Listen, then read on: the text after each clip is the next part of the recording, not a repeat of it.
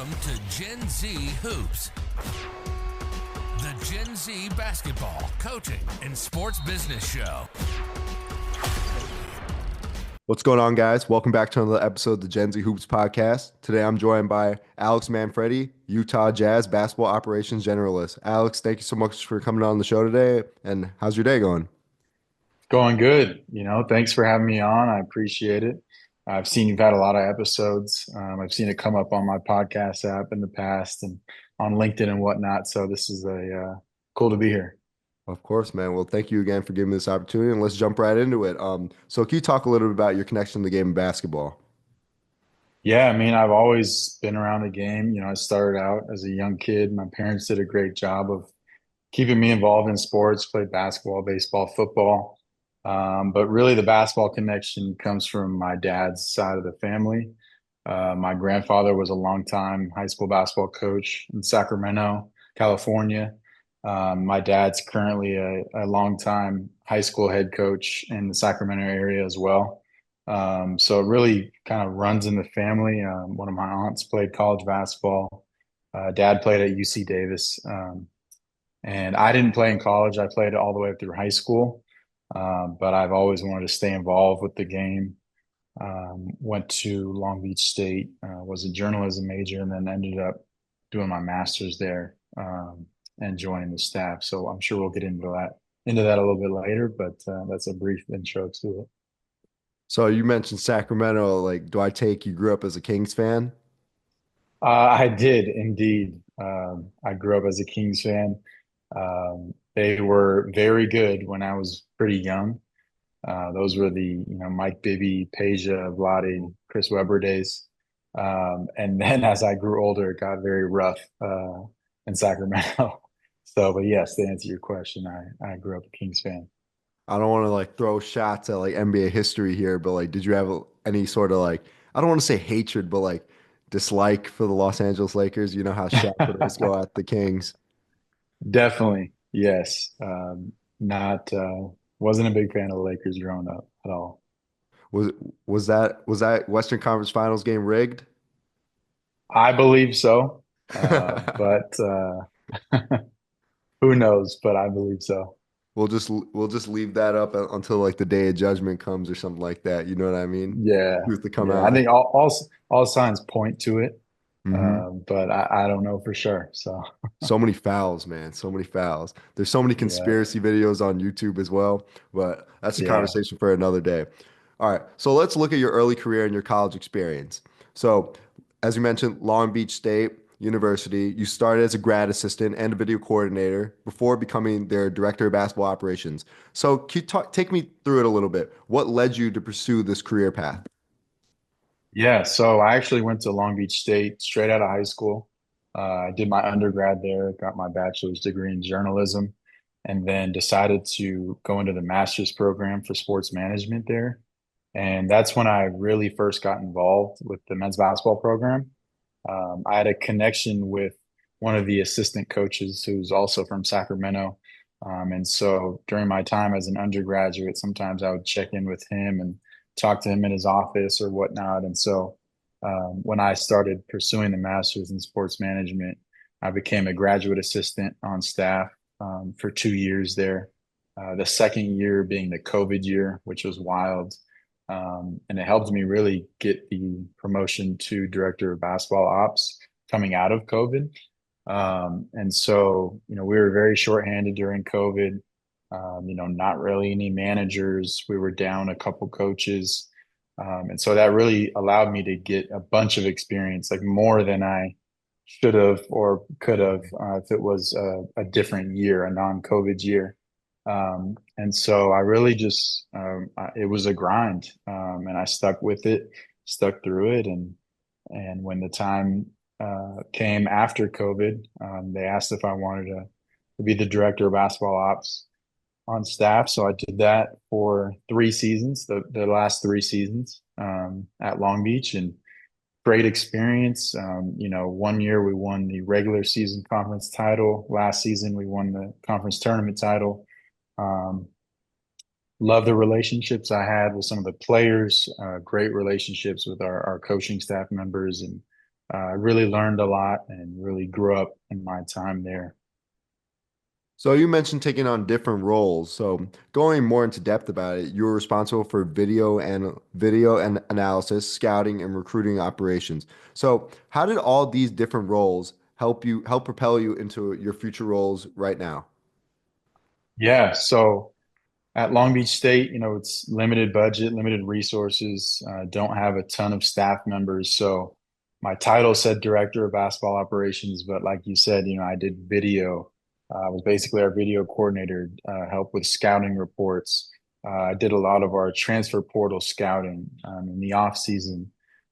So just learning how to wear those different hats and gaining the different skills in those areas made me, into I guess, a diverse candidate as far as my skill set. I learned how to do sports code. I basically taught myself Huddle sports code as a GA there, and I learned how to use Fast Scout and obviously, Synergy and Huddle Mhm. and different transfer portal services and scouting services that we would use, as well as, the standard protocol for being a director of basketball ops, which is, the travel aspect part of it, making sure we have practice facilities on the road, making sure our meals are good on the road when we travel and whatnot. So it was a lot. I can't lie to you. It was a grind. Spent a lot of hours in the pyramid, which was the arena. It's an actual pyramid, which is really cool. Really? And yeah, I did 3 years of that and two being a GA prior to that. So, you know, just being willing to take on different tasks really helped me gain experience and uh, you know, to propel me to have kind of a diverse skill set in the industry. So you mentioned scouting. I always like to hear like different people's like what they look for in a player when they're recruiting, when they're scouting. So when you would make these recruiting operations and whatnot, what would you look for in a player? Yeah, I mean, at the college level, it was tailored toward our head coach's style, in the style of a player that he likes and that would fit into our system. At Long Beach State, we had a lot of athletic, long, lanky guys, and so we'd look for that first. They'd have to fit that profile. And then, we like to recruit California, tried to recruit as local as possible, due to us being a low to mid-major college basketball team. So it's difficult to recruit, the best kids in California. So we'd go after, the under-recruited kids in California and try to recruit, local Long Beach, LA area. And that changes based on where you're, working or what type of coach you're working for. But that's how it was at Long Beach. And then in the transfer portal, we really utilized that to see where we can add to our team. We didn't want to build a team full of transfers, which some schools do, and it doesn't usually pay off, to be honest. So we wanted to keep our transfer portal count pretty low as far as the guys that we were bringing in. So last year specifically, we had a lot of returners, but we added two key players at the point guard spot in the transfer portal. And we were looking for guys who weren't going to come in and rock the boat. We didn't need 20-point scorers. We returned guys who can really score the ball. So we needed some facilitators and a backup point guard who can come off the bench and do the same and score it a little bit, which is what we found, and we ended up making the NCAA tournament. So it really paid off. But I'm not big on trying to build your team around a bunch of transfers at once. So in 2024, as you just mentioned, you guys won the Big West tournament and got an NCAA tournament berth. What did this experience mean to you? Man, it was crazy. So I got to tell you, our head coach got fired before our conference tournament started. So we Oh went on man. a little losing streak. I think we lost five in a row before the Big West tournament. And it was announced that he was fired like the day before we left to go to our conference tournament. And as a staff, we kind of had kind of knew that it might be coming, um, especially once we went on that losing streak, and we ended up rallying around that, and our players did, and we won 3 games in a row to get into the NCAA tournament. Ended up playing Arizona in the first round. Actually played here in Utah at the Delta Center, and it was a close first half, but ended up losing by about 20. But just that experience was crazy. I feel like it went by so quick because it was so awesome and so fun to see our guys win 3 games in 3 days just to get to the tournament. And our staff and our players, we all like really bonded over that, and it was something special. And it paid off. We all got rings and whatnot, and we went out on top. And so some of the best players from those teams were able to transfer out to get some nice NIL money, which they definitely deserve. So I'm glad some of them went on to bigger schools and whatnot. When you got that ring, did you ever wear it out? Like, man, I'm a champ, like flex it a little bit. I've only worn it once, so I haven't necessarily done that. But the night that we won the Big West tournament, we were definitely wearing the hats all night long. And the next morning on the bus ride back to Long Beach, still wearing the championship hats.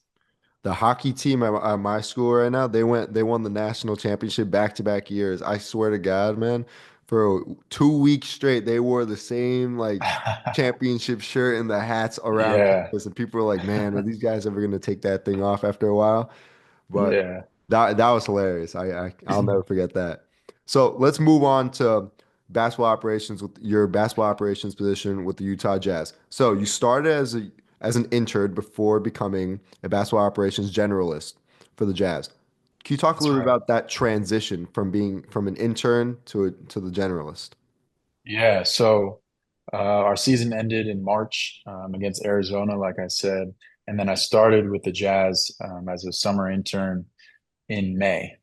So I pretty much went right into it, and I arrived right when kind of our pre-draft process was starting. So they had already had 1 or 2 pre-draft workouts in May once I arrived, and I just really hit the ground running. It was busy. Being a summer intern in basketball ops this past year, I did everything from, being in the interview rooms with these players after their workouts, taking notes on their interviews and making sure we have those in our scouting database. Everything from that to, picking guys up sometimes from the airport and bringing them to our facility or bringing them to our team doctors for their physical before their workouts. So it was always, I was always on the move, on the go from May through July, pretty much. Um, and it was really cool to see that pre-draft process, how they evaluate players, what they look for in players, what they ask these players when they sit them down in the interview room. And I think we brought in almost 150 guys total for Wow. workouts. So it was a huge operation. It was fun to be a part of. All the big names that were drafted, we brought them in, besides just a couple. So it was an awesome experience just to learn and see that process unfold. Was so much different, obviously, than college basketball, but it was a pretty smooth transition for me just because of I feel like I have some experience in the field.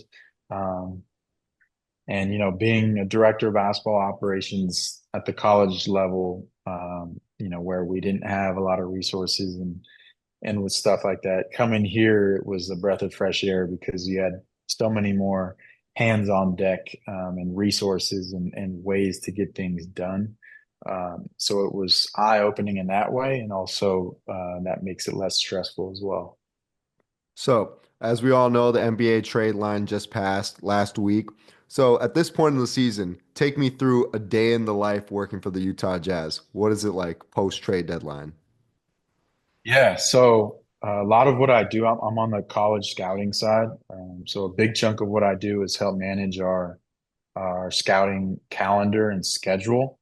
And so we have a large group of people that get out on the road and that get to scout games myself included, I've gotten to do some of that on the road and some local games here at Utah and BYU and stuff like that.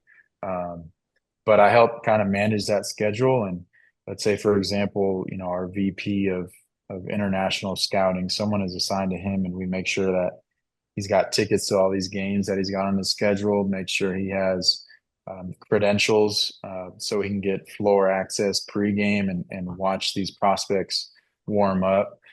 So that's a big part of it. If you saw the schedule in the calendar, it might be a little intimidating at first because it's jam packed. Like we're doing our jobs and getting out to see these prospects for the upcoming draft right now, and to evaluate them. I mean, we have some people that have seen certain guys 5 times already, and someone else that hasn't seen them will still have them get on the road and go see that player. So we try to cover all of our bases, in the U.S. and overseas. And so it's really busy right now in terms of the scouting aspect in preparation for the 2025 draft. And as we have some good odds to hopefully have some lottery luck this year. So that's a big priority for us, and especially with my day to day right now. I watch a lot of film when I'm in the office and have some free time, which is definitely a key part to this as well. Like seeing live games is important, and seeing how big and tall certain prospects are up close. But watching film is still so important. You see some different things that you might not see in person, because of maybe the camera view on TV or whatnot. And so, in my opinion, you really got to put the work in person and by watching film to evaluate prospects. And so that's one of the most fun parts of my jobs, in my opinion. And then, when the Jazz are in town and play at home, I'm at every home game. I'm in the arena early, trying to network with other staffs from teams that are in town. And other than that, I don't have a ton of responsibility during games, which is cool. I get to watch our guys and our young prospects develop, which has been really cool. Like Isaiah Collier right now is playing really well for the Jazz as a facilitator. His assist to turnover ratio is really good the last 2-3 weeks. So just seeing those developments is really fun right now, and I feel like the Jazz in general, like we're a few years away from potentially being a really good team in the West. Just got to keep building and developing what we have. What are your thoughts on Keyonte George? I became a real big fan of his game. Like I got the chance to see him play at Summer League a couple years ago. I just wanted to hear your take on his game. Yeah, no, I like his game a lot. It was cool seeing him this summer.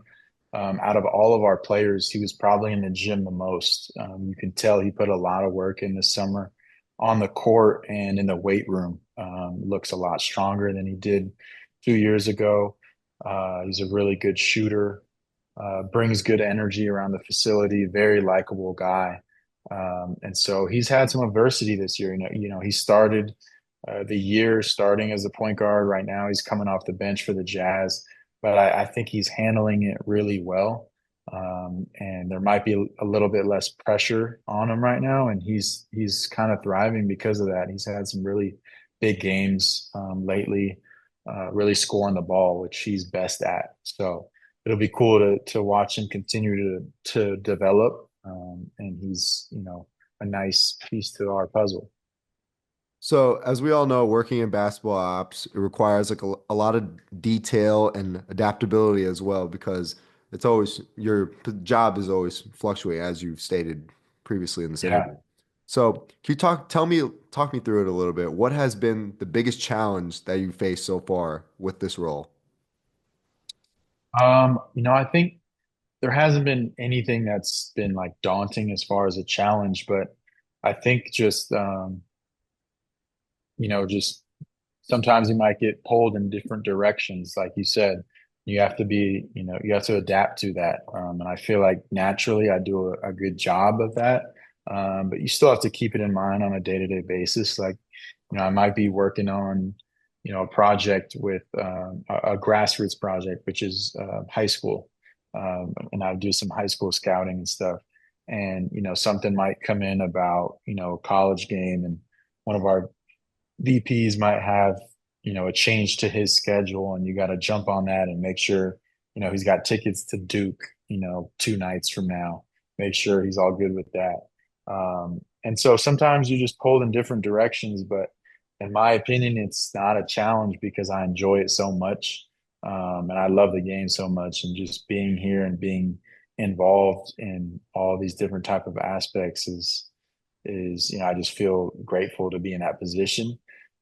So keeping that in mind, and you can't get stressed out or can't take things personal at all in this industry, and so I've learned that in the past, and I'm continuing to just build on that and hopefully expand on that, and continue to get better myself at what I do. So, as we talked about previously, you won a championship at Long Beach State at the college level, and now you're working in basketball ops for the Jazz. So, if you can give advice to someone trying to break into basketball and eventually down the line work in basketball as their career, what would you tell that Mhm. person? Yeah, I would say it's key to have patience, and I know it's hard to have patience, but you have to get as much experience as you can. And I know everyone's goal might be to reach an NBA position, but say you have aspirations of being a coach. Like, you have to start somewhere, and you're not going to start at the college level or the NBA level right away. So I feel like you have to get as much experience, specific experience with what you want to do first, and build on that. And it might take some winning. You might have to win at a lower level to get to a higher level. And so I feel like just keeping that perspective, like that you're improving yourself and getting the experience that you need, and being where your feet are, quote unquote. Not getting too ahead of yourself is very key. If you start reaching, for the stars so much, you might, lose confidence in yourself, or lose your drive because you think you're not getting there. But you really got to work to get there, and dig into where you're at, and try to add value in any way you can with where you're at or what position you're in currently. So that leads me into my next question. What are your future aspirations for your career going forward? Yeah, I mean, my biggest long-term goal is to be a GM one day. But like I said, like right now, my mindset is not, I'm not always focused on that long-term goal. Right. It's my first year with an MBA organization, trying to add value anywhere I can, whether that be with our grassroots scouting or college scouting, or helping out with some of our international scouting projects and whatnot. So just taking it day by day, step by step. But that's the long-term goal, is to be a GM. And hey, it might not ever happen. Who knows? I mean, there's only 30 of those jobs in the world, right? So, if I work my way up to, a vice president or assistant GM or whatnot, that's the kind of the path that I want to go down.